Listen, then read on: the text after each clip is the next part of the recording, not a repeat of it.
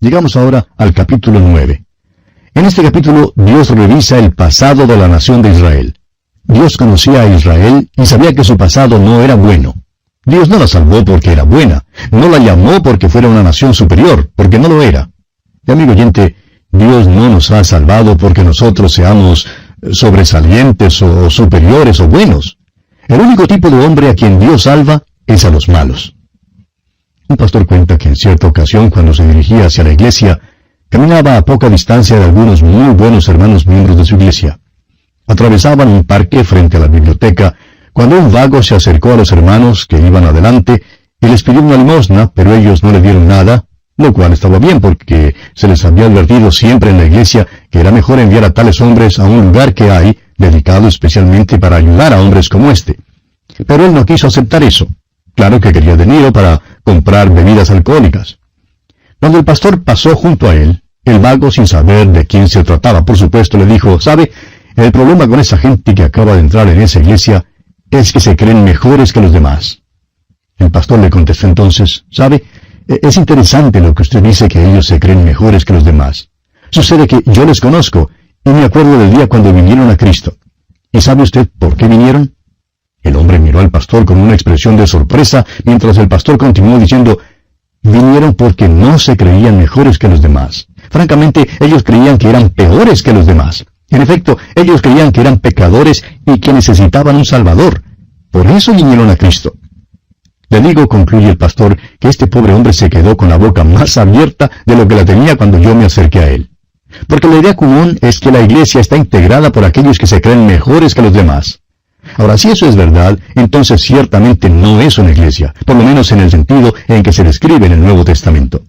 Amigo oyente, Dios nos salva porque somos malos, porque conoce nuestra condición perdida. Por eso nos salva.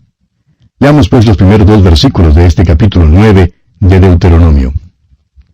«Oye Israel, tú vas hoy a pasar el Jordán para entrar a desposeer a naciones más numerosas y más poderosas que tú, ciudades grandes y amuralladas hasta el cielo, un pueblo grande y alto, hijos de los anaseos, de los cuales tienes tu conocimiento y has oído decir, ¿quién se sostendrá delante de los hijos de Anac?». Dios da un informe en cuanto a la tierra, el cual es peor que el informe que dieron los espías al volver ellos de la tierra. Dios conocía la tierra y sabía quiénes estaban en ella. Sin embargo, Dios les había mandado a que entraran. Pero habían rehusado entrar porque no creyeron a Dios. Dios sabía que los residentes allí eran gigantes. Él sabía todas las dificultades. Pero Él había prometido entrar en la tierra con ellos. Fue Martín Lutero quien dijo, «Uno con Dios constituye una mayoría». Y amigo oyente, si usted está con Dios, usted está con la mayoría. En realidad, los cristianos pertenecen al grupo minoritario aquí en este mundo. Pero hay algo que el mundo no sabe. Con Dios somos mayoría. Uno con Dios constituye una mayoría. Bien, continuemos leyendo el versículo 3 de este capítulo 9 de Deuteronomio. «Entiende pues hoy que es Jehová tu Dios el que pasa delante de ti como fuego consumidor, que los destruirá y humillará delante de ti, y tú los echarás y los destruirás enseguida, como Jehová te ha dicho». Es Dios quien los expulsará de la tierra. Dios es el dueño de esa tierra. Él es el creador. Tiene derecho a hacer esto. Dios es el soberano creador. Nosotros somos simplemente las criaturas. Continuemos ahora con el versículo 4. «No pienses en tu corazón cuando Jehová tu Dios los haya echado de delante de ti, diciendo, por mi justicia me ha traído Jehová a poseer esta tierra, pues por la impiedad de estas naciones Jehová las arroja de delante de ti». Dios está echando fuera las otras naciones porque son naciones perversas. Pero no es que Dios esté poniendo una nación justa en la tierra, y Dios clarifica esto. Leamos el versículo 5 y también el versículo 6.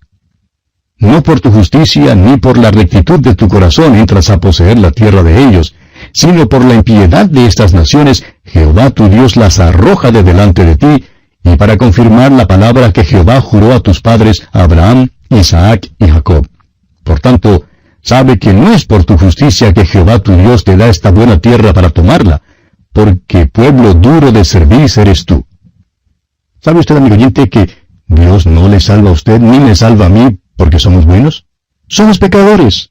Él nos salva por amor a Cristo y no por amor a nosotros. Cristo murió para salvarnos y Dios estuvo de acuerdo para salvarnos en Cristo. Es por eso que somos salvos. Amigo oyente, si usted cree que de alguna manera u otra Dios hallará algo en usted que merezca la salvación, olvídese porque se llevará un chasco.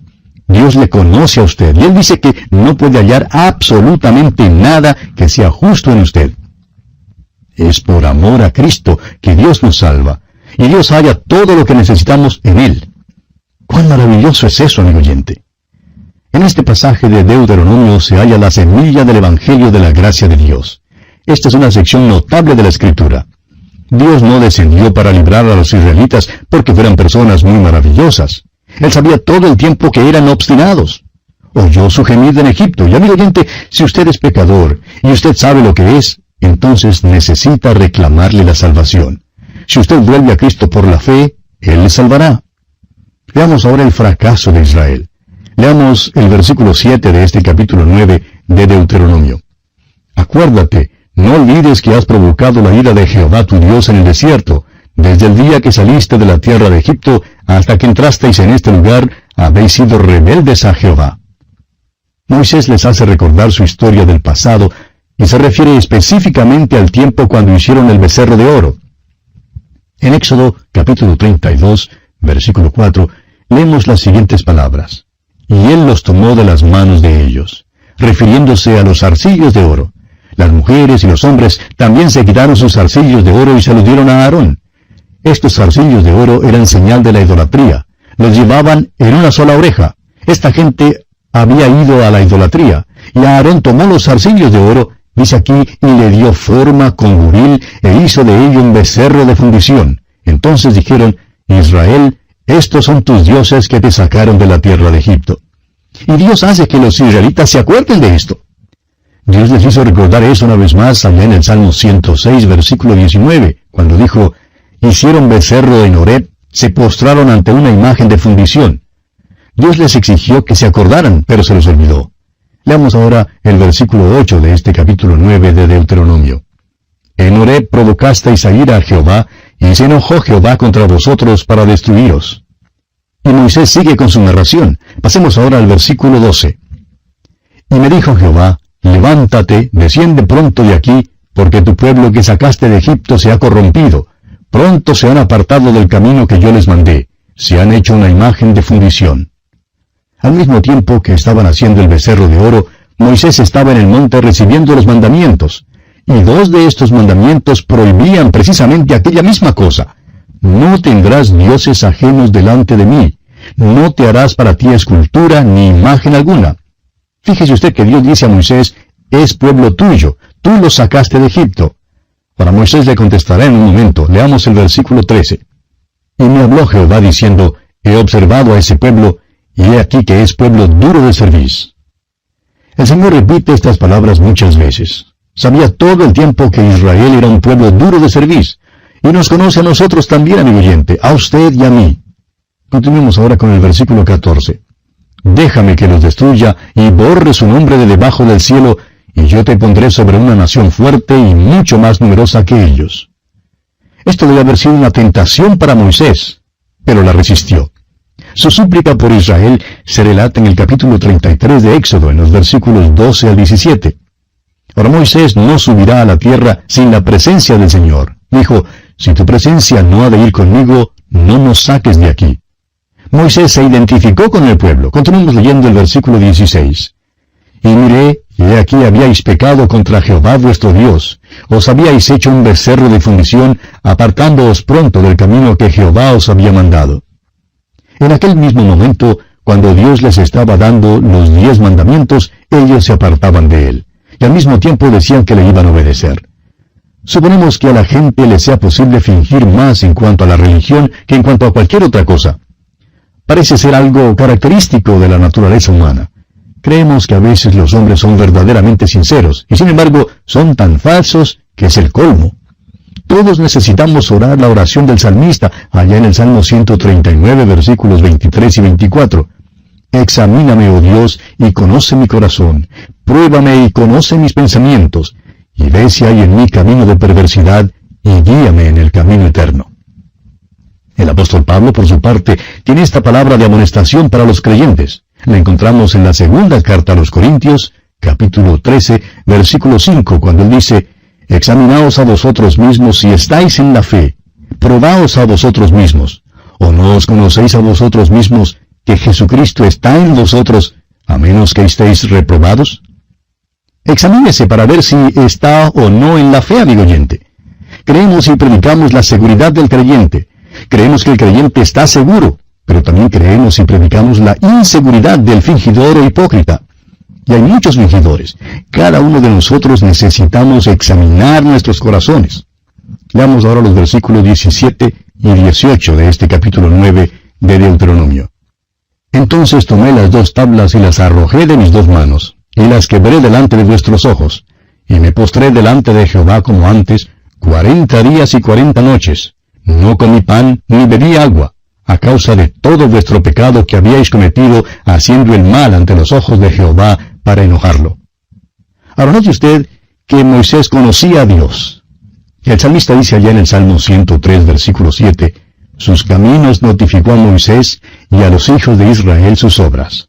Los hijos de Israel vieron el monte que humeaba, vieron el juicio de Dios, vieron su gloria, pero no le conocieron. Moisés, en cambio, sí le conoció. Moisés conoció sus caminos. Moisés comprendió 2 cosas en cuanto a Dios que nos son reveladas aquí. No son paradójicas, ni son contradictorias. Moisés sabía que Dios aborrece el pecado. Y permítanos decirle, amigo oyente, que hoy no tenemos ni la más remota concepción de cómo aborrece Dios el pecado, ni cómo intenta castigarlo. Moisés se arrodilló delante de Dios y ayunó y clamó a Dios por 40 días y 40 noches. Moisés conocía los caminos de Dios, sabía cómo Dios aborrece el pecado. Parece que en nuestro día el cristiano ordinario no se da cuenta de cuánto aborrece Dios el pecado en su vida. Y amigo oyente, Dios tratará ese pecado en su vida y también en la mía. Hay algunos miembros de la iglesia que tratan de embaucar a Dios. Los días se convierten en años y luego la mano de Dios se mueve en juicio en sus vidas. Y a veces el juicio es muy severo. Es que Dios aborrece el pecado. Dios castiga el pecado. Moisés conoció también la misericordia de Dios. Moisés viene ante Dios porque confía en su misericordia. Dios castigará el pecado, pero amigo oyente, nosotros no comprendemos cuán maravilloso es Él. Él es tan bondadoso, extiende misericordia al pecador. Le ha extendido su misericordia a usted, de eso estamos seguros. Yo sé que a mí me ha extendido su misericordia. Y de la misma manera, el Señor extendió su misericordia a Moisés y a Israel. Y bien, vamos a detenernos aquí por hoy, amigo oyente, porque nuestro tiempo ya ha concluido. Continuaremos, Dios mediante, en nuestro próximo programa, con este estudio del capítulo 9 de Deuteronomio. Será pues, hasta entonces, que el Señor le bendiga abundantemente. Continuamos hoy estudiando el capítulo 9 de Deuteronomio, y en nuestro programa anterior decíamos que Moisés había comprendido 2 cosas en cuanto a Dios, las cuales se revelan aquí. No son paradójicas ni contradictorias.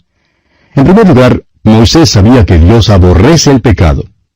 Amigo oyente, hoy en día no tenemos ni la más remota concepción de cómo aborrece Dios el pecado, ni cómo intenta castigarlo.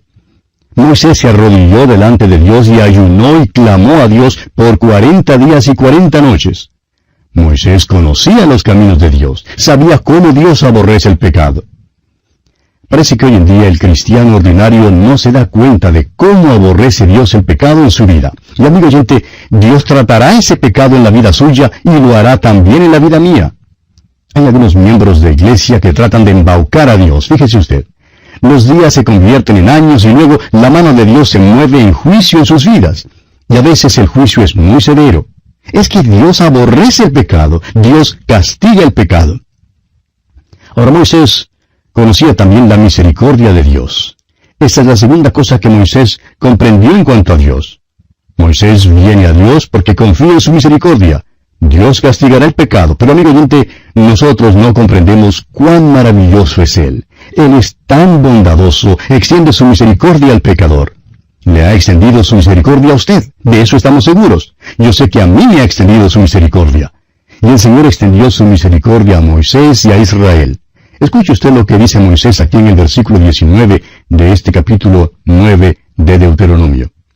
Porque tenía causa del furor y de la ira con que Jehová estaba enojado contra vosotros para destruiros, pero Jehová me escuchó aún esta vez. Ahora Dios no extendió su misericordia a Moisés simplemente porque era Moisés. Dios no oyó la súplica de Moisés porque Moisés era el libertador o el líder de los israelitas. El apóstol Pablo clarifica esto en su carta a los Romanos, capítulo 9, versículo 15, cuando dice, pues a Moisés dice, tendré misericordia del que yo tenga misericordia, y me compadeceré del que yo me compadezca. Amigo oyente, Dios es soberano, y Él soberanamente extiende su misericordia. ¡Cuán maravilloso es Él, amigo oyente! A usted y a mí simplemente no nos es posible comprenderlo.